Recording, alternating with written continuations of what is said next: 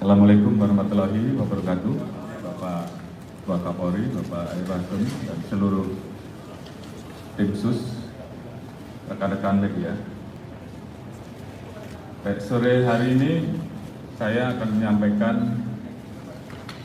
perkembangan terbaru terkait peristiwa tindak pidana yang terjadi di Duren 3. Dan ini juga merupakan komitmen kami dan juga menjadi tekanan Bapak Presiden untuk mengungkap kasus ini secara cepat, transparan, dan akuntabel.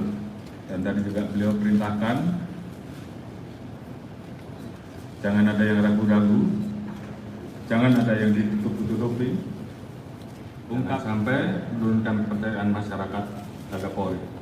Jadi ini tentunya menjadi perintah dan amanat yang tentunya saat ini tadi pagi dilaksanakan gelar perkara dan tim sus telah memutuskan untuk menetapkan saudara FS sebagai tersangka.